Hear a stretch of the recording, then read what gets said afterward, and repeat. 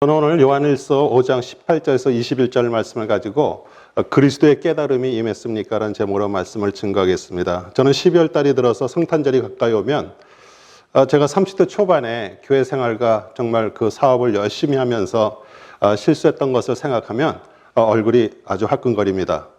소프트 사인이라는 회사를 만들어 한국에서 처음으로 그 조명용 비닐로 그 여러 형태의 모양을 만들어 속에 블로어로 바람을 불어넣어 만든 그런 광고 제품을 제작 설치하는 그런 사업이었습니다. 지금도 한국에 가면 식당 앞이나 어떤 상점 앞에 밤에 기둥처럼 세워서 밤에 불이 환하게 들어오는 그런 광고하는 제품을 처음으로 만들었죠. 그리고 선물 보따리를 든 그 산타크로스 그 대형 풍선을 만들어 그 유명 백화점에 설치하는 그런 광고를 했습니다. 거기까지 했으면 참 좋은데요. 다니던 교회에 그 많은 사람들에게 성탄절 행사를 홍보하기 위해서 교회 입구에 산타클로스 대형 풍선을 설치했습니다. 예수 그리스도가 누군지도 모르고요. 정말 열심히 특심이었죠. 왜 그랬을까요? 말씀을 읽지 않고요. 우리 교인들에게 정말 신앙이 좋다는 것을 보여주기 위해서 365일 새벽 예배, 성가대 봉사, 또 2주에 한 번씩 그 대형 병원에 가서 환자를 위로해주는 그 찬양을 하는 그런 중창단으로 또 헌금 생활로 정말 열심히였습니다. 만약 그 당시에 그 목사님께서 저를 불러서 교회 생활 이제 그만하고 말씀이 육신을 입고 오신 그 예수 그리스도의 그 말씀 읽기를 통해 좀 제대로 알라고 충고해 줬으면 정말 먼 거리를 둘러오지 않고 바로 주님께 왔을 텐데 하는 그런 아쉬움이 있습니다. 우리 사도행하는 20절에 하나님의 아들이 이르러 우리에게 지각을 주셨다라고 말하고 있습니다. 지각의 그 사전적 의미는 그 사물의 이치를 알아서 깨닫는 능력인데 주님이 주시는 깨달음이 임해야 우리 사람들은 실수를 하지 않습니다. 그런데 또 실수가 크면 클수록 또 깨달음이 임하게 되면 주님께 또 바로 올 수도 있습니다. 우리 성탄의 달을 맞아 다시 한번 그리스도께서 이 제약된 세상에 오신 이유, 또 5장 마지막 절에 너희 자신을 지켜 우상에서 멀리하라란 그 참뜻을 깨닫기를 우리 주 그리스도의 이름으로 축원합니다. 우리 18절에 하나님께로 난 자마다 우리 사람은 육신적으로 우리 부모로부터 나아져서 자라게 됩니다. 예수님이 이 어두운 세상에 그 빛으로 오셨다라는 것을 우리 시각적으로 보여주기 위해서 우리 쇼핑센터마다 또 각 가정마다 그 크리스마스 추리를 설치하고요. 그 영롱한 색깔의 빛을 밝힙니다. 우리 태어나면서 죽음으로 가는 그 인생에게 영원한 생명, 그 구원을 선물로 주시기 위해서 오신 것을 우리 축하하기 위해서 우리는 선물을 사서 주고 받습니다. 그런데 그 빛과 선물의 주체이신 예수 그리스도에 대해서는 알지 못하고요. 그런 어떤 상업적인 광고에 들떠서 아니면 여러 가지 교회 행사로 우리 성탄절을 보냅니다. 왜냐하면 아직 하나님으로부터 태어나지 않았기 때문이죠. 우리 교회를 다니고요. 하나님의 자녀라고 말은 하지만 매년 어김없이 돌아오는 그 성탄절이 의무적으로 우리 성탄 예배 드리고요. 세상 사람들처럼 그 할리데이로 선물 주고받는 그런 세상에 속해 있기 때문입니다. 우리 모두는 하나님 나라 아니면 세상 나라에 속해 있습니다. 우리 중간 나라는 없습니다. 우리 19절이 그것을 말해주고 있죠. 또 아는 것은 우리는 하나님께 속하고 온 세상은 악한 자 안에 처한 것이며 우리는 교회에 와서 예배드리고요. 헌금 생활을 하고요. 또 가끔 기도도 하고 그러면 우리는 하나님 나라에 속해 있다라고 착각합니다. 우리 생각과 마음은 세상 나라 그 육신에 속해 있으면서도요. 또 그리고 유혹에 넘어지고요. 세상이 주는 그 즐거움을 버리지 못합니다. 저는 여러분이 잘못된 것이 아니라 교회가 그동안 바른 것을 전하지 않고 그 종교 생활을 하는 그 크리스찬만 양성했기 때문이라고 생각합니다.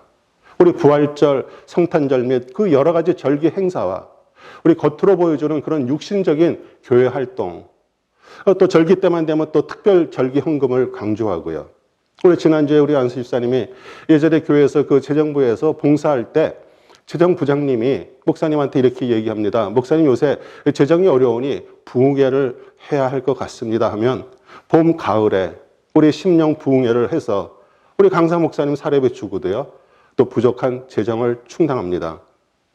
우리 부활절을 통해서 그 십자가를 지시고 죽으셨다가 부활하여 그리스도를 찬양하는 또 그 예수님의 고난의 십자가를 지셨으니 얼마나 힘드셨을까 그렇게 생각하는 것이 아니라 예수님을 통해서 구원받았으니 이제 자신의 십자가를 지고 예수님과 같이 죽고 부활한 그 하나님의 그 거듭난 성도가 되어야 하는 것을 모릅니다. 우리 종교적인 기독교인이 아니라 정말 하나님의 아들, 딸이 되기를 소원하는 그 아버지 하나님의 마음이 깨달아져야 됩니다.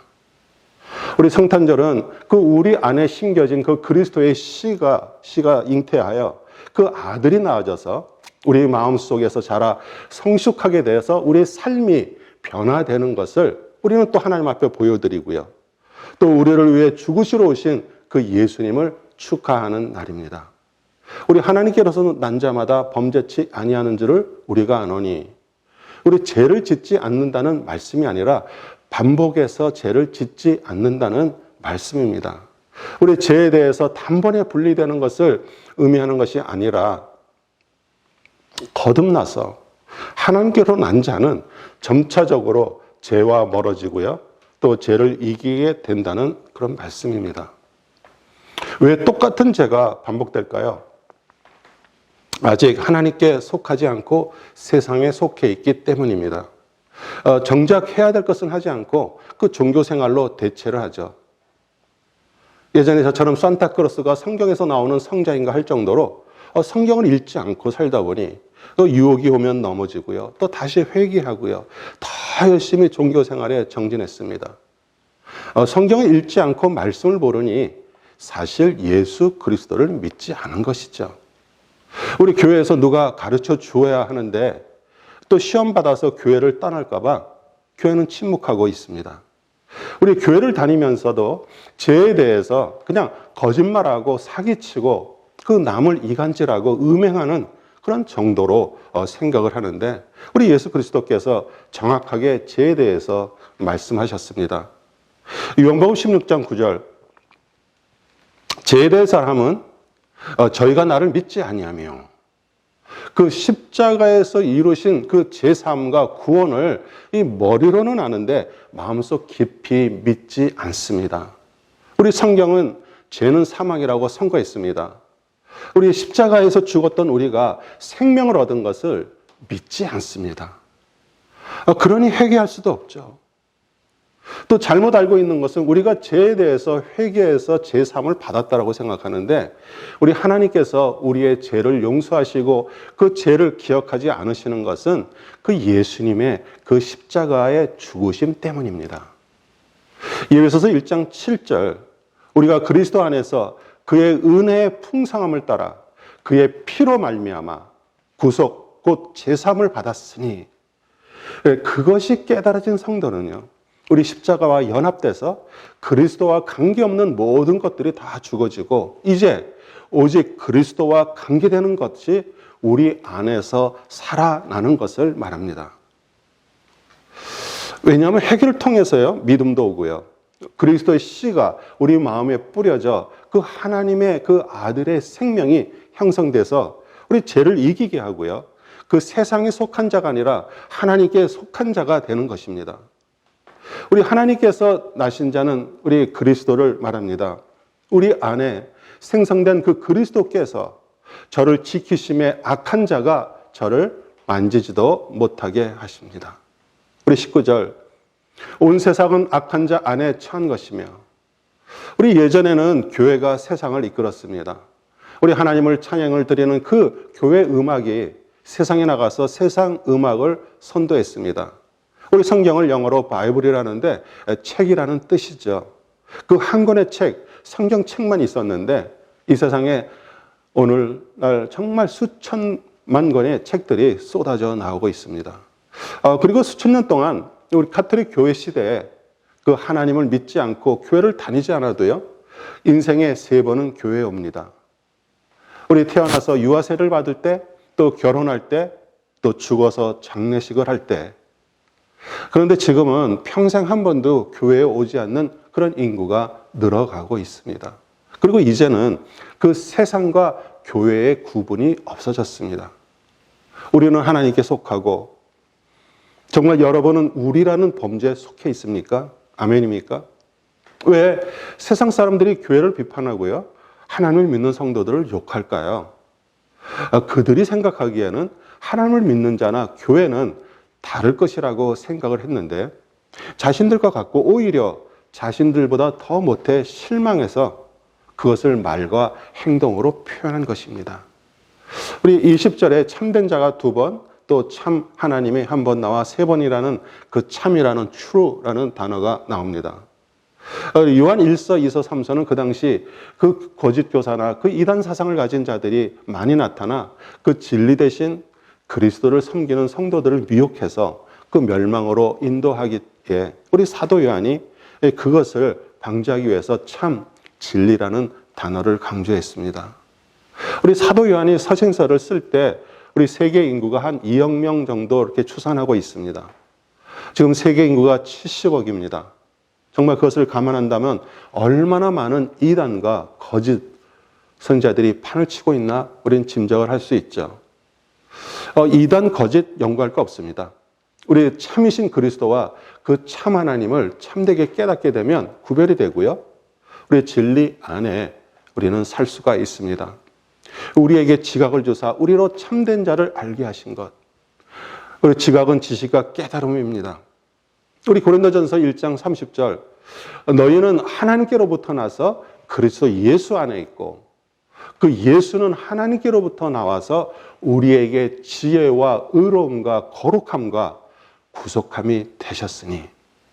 우리 에베소서 1장 17절 19절에도요, 우리 주 예수 그리스도 하나님의 영광의 그 아버지께서 그 지혜와 계시의 영을 너희에게 주사 하나님을 알게 하시고 너의 마음의 눈을 밝히사 그의 부르심의 소망이 무엇이며 우리 성도 안에서 그 기업의 영광의 풍성함이 무엇이며 그의 힘의 위력으로 역사심을 따라 믿는 우리에게 베푸시는 그 능력이 지극히 크심이 어떠한 것을 너희로 알게 하시기를 구하노라. 우리 그 지각을 주신 것을 받으려면 우리 2구절 말씀 모두 사도 바울이 그렇게 강조하는 그리스도 안에서 받게 됩니다. 말씀을 통해 우리 그리스도를 받지 못하니까 우리 성도들에게 신앙심이 좋아 보이는 것처럼 그렇게 종교 생활을 열심히 하다 어느 날 지쳐 넘어지고요, 또 교회를 떠납니다. 용서하시고 들으시기 바랍니다. 그나마 세상으로 가지 않고요, 다른 교회로 갔는데 그 교회도 일꾼이 없어서 그동안 힘들었는데 우리 목사님이 하나님께 기도했더니 일꾼을 보내주셨다라고 좋아하면서 이런 사역 저런 사역을 또 과중하게 맡깁니다. 그래서 여기도 아닌가벼 하고 떠납니다. 우리 참된 자를 알게 하신 것과 또한 우리가 그 참된 자 곧 그의 아들 예수 그리스도 안에 있는 것이니, 우리 그리스도께서 여러분 안에 계신다면 우린 그리스도와 같은 그런 하나님의 아들, 딸들이 되었다는 그 증거의 말씀입니다. 우리 신문, 방송, 구글과 유튜브를 통해서 세상에 일어나는 그런 모든 소식, 그 지식들은 잘 아는데 정말 참된 자 그리스도는 잘 모릅니다. 우리는 말씀을 통해 그리스도를 알아가죠. 그래서 말씀을 읽지 않으면 죄를 세상 사람의 수준에서 생각합니다. 우리 히브리서 12장 4절에 지금까지 여러분은 피를 흘리면서까지 죄를 대항하여 싸운 일이 없습니다. 우리 마당에 잔디를 깎아본 사람들은 그 잡초가 얼마나 질긴지 잘 알 것입니다. 정말 뽑아도 잡초가 계속 나온다고 그냥 포기하게 되면 우리 2달이 지나면 마당이 온통 노랗게 민들레꽃 투성이가 됩니다. 회개에도 제가 끊임없이 솟아난다고 포기하면 이 몸과 마음에 그 죄에 점령되어서 그 참된 자 거룩한 자이신 우리 주님과 점점 결별하게 되고요, 그 교회에 나오는 것만 빼고 우리 세상 사람과 똑같이 됩니다. 그런 방법이 없을까요? 우리 교회 그 야드에도요, 여름에는 2주일에 한 번 잔디를 깎습니다. 그런데 가을로 접어들면 한 달에 한 번, 또 겨울이 되면 거의 잔디를 깎지 않습니다. 날씨가 추워짐에 따라 그 땅 속의 뿌리가 성장하지 않기 때문이죠. 땅은 우리 마음을 말합니다. 우리의 마음에 그리스도가 꽉 차 있으면 그 마음속의 재성은 그대로 있으나 죄가 나오지 않고 정지되어 멈춰 있습니다. 21절, 자녀들아 너희 자신을 지켜 우상에서 멀리하라. 그 당시에 그 우상은 거짓 교사들의 교훈이나 또 영지주의, 이단 사상들이었지만 지금 이 시대의 우상은 정말 진실되게 구원을 받았다면 그 어떠한 일, 문제가 생겨도 그 받은 구원은 영원합니다. 그러나 한 번 구원은 영원하다라고 이렇게 말하면서 정말 죄를 지어도요, 또 사기를 쳐도 천국이 보장되었다라고 말하는 그런 사람들이 있습니다. 또 수단과 방법을 가리지 않고 열심히 일을 해서 돈도 많이 벌어 고르반 우리 하나님께 드리면 모든 것을 다 용서해 준다라고 생각합니다. 예수님을 또 잘 믿으면 세상에서도 축복해 주시니 잘 먹고 잘 살다 죽어 천국에 들어가 영원한 복락을 누리고 살 것이라고 생각합니다. 그 예수님이 벌써 세상 임금이 되었습니다. 왜 이런 이단적 사상에 빠져들까요? 말씀을 통해서 그리스도께서 주시는 깨달음이 임하지 못하고 그냥 공동체 안에서, 교회 안에서 목회자, 리더들의 그 삶이 또 멘토의 역할을 못하기 때문이죠. 그리고 교회가 그냥 부흥 성장에만 초점을 맞추고 정말 영혼 한 명 한 명에 대한 그런 심령 부흥에는 무관심했기 때문입니다. 우리 진실된 부흥은요, 우리 마음 안에 그리스도가 부흥하는 것입니다. 그래야 죄의 유혹을 이기게 되고요, 또 고난과 환난 속에서도 담대하게 승리할 수 있는 능력이 나오게 됩니다. 히브리서 기자가 죄와 대항해서 피를 흘리도록 싸우라 이렇게 말하면서 그 6절에 주께서 그 사랑하시는 자를 징계하시고 그의 받으시는 아들마다 채찍질 하시느니라 하셨으니, 우리 징계하시는 그런 고난이 없다면 사생아지 참 아들이 아니라고 말하면서 우리 예수 그리스도의 그 고난을 우리에게 떠올리게 합니다. 우리 고난 좋아하고 기뻐하는 성도 정말 한 명도 없을 것입니다. 우리 크리스찬들이 빠지기 쉬운 그런 함정은 뭐냐면, 하나님은 육신적인 것은 기뻐하지 않으시고 영적인 것만 좋아하신다라고 생각을 합니다. 그 육신적인 희생, 그 몸에 순종 없이 영적으로는 절대로 변화가 될 수 없습니다. 그것은 저절로 성화가 이루어질 것이라고 착각하는 것과 같습니다. 우리 육신적으로 살면서 죄를 죄로 모르고 살던 자를 그 예수 그리스도의 그 십자가의 희생으로 구원하게 하시고요, 정말 악인이었던 우리를 의인으로 치감을 받아 성도가 정말 그 구원받은 것과 의인이 된 것이 너무 감사해서 그 어떠한 대가를 치르더라도 마음을 다해서 그 하나님께 자신을 다시 드리는 그런 행위에서 성화가 시작됨을 믿으시기 바랍니다. 그렇기 때문에 삶의 고난을 통해서 하나님께 주시는 그 훈련을 피하고 거부한다면 우리 성화의 가정이 있는 것이 아니라 항상 제자리에 머물게 됩니다. 사랑하는 성도 여러분, 지금 어떤 깨달음이 임했습니까? 우리 신앙이 어릴 때와 성장했을 때 우리 깨달음이 틀리죠. 우리 그리스도의 깨달음으로 인해서 그 하나님의 뜻이 여러분의 삶에 임해서 정말 성화의 시간을 지내고 있습니까? 우리 각 시대마다 우상의 모양은 변해서 찾아옵니다. 우리 인류 기술의 발전으로 인해서 그 인터넷이 보급된 후 그 20, 30년 전부터 교회가 아닌 그런 가상 공간 인터넷을 통해서 예배드리는 그런 시대가 올 것이라고 예견했고요. 벌써 대다수의 교회가 그 팬데믹으로 인해서 잘하든 못하든 인터넷으로 드리는 그 예배 시대를 우리는 지나가고 있습니다. 우리 팬데믹이 끝나도 정말 교회에서 모여 하나님께 그 찬양 드리며 그 예배 드리는 그 숫자는 점점 적어질 것입니다. 그런데 이제 더 큰 우상이 우리 곁에 가까이 와 있는 시대가 왔습니다. 어려서부터 컴퓨터의 그 가상세계에 노출돼서 자라난 그 젊은 세대에게 아주 현실보다도 아주 더 리얼한 그런 메타버스라는 그런 이름으로 우상이 정착되고 있습니다. 인터넷 예배는 실제 예배를 그냥 화면으로 보여주면서 같이 예배를 드리는 것인데, 우리 메타버스 교회는요, 성경에 나오는 그런 모든 장면을 그런 환상적인 그 가상의 세계를 만들어 놓고 그 VR이라는 그런 고글 안경을 쓰고요, 양손에 그 감각을 느끼게 하는 기계를 장착하고 자신이 직접 그 성경 속에 그 현장에 있는 것처럼 착각하게 만듭니다. 우리 실제로 미국의 그 대형 교회에서 페이스북과 연계해서 그 메타버스 교회를 시범 운영하고 있습니다. 문제는요, 그 실제와 그 가상이라는 그 경계가 없어진과 또 현실의 그런 고통과 불만과 그 어려움을 피해서 그 가상 세계로 도피하는 것이 문제죠. 우리 자녀들이 실제 교회 출석을 기피하니까 그나마 가상 속에서 예배를 드리라고 부모들이 묵인함으로 점점 인간이 만들어 놓은 우상에 가까이 가게 됩니다.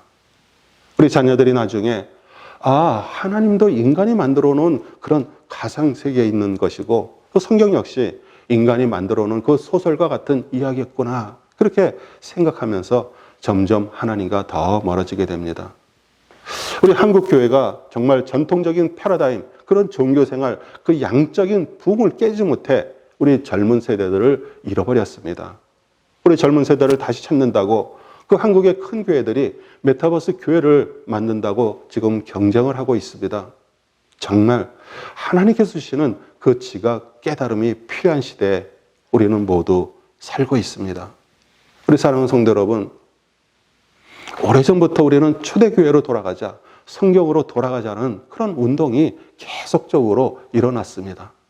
우리 한 가지 방법은 우리 성탄절을 앞두고 그 하늘의 지혜이신 참된 자 그리스도가 여러분 안에 잉태되어 자라기를 간구하시기를 바랍니다. 또 우리와 우리 자녀들이 저 우상에서 멀리하기 위해서 생명처럼 말씀을 읽고 묵상하며 우리 가정에서 정말 함께 자녀들과 읽은 말씀을 나누며 대화하는 그런 가정을 만들기에 최선을 다하시기 바랍니다. 우상은 바로 우리 옆에 가까이 와 있습니다. 말씀이 육신으로 오셔서 죽으시고 부활하셔서 우리에게 성령님을 보내주시고 모든 성경의 그 저자 되시고 하늘의 계시의 그 영이신 그 그리스도의 깨달음으로 여러분에게 임하기를 우리 주 예수 그리스도의 이름으로 축복하며 기도합니다. 아멘.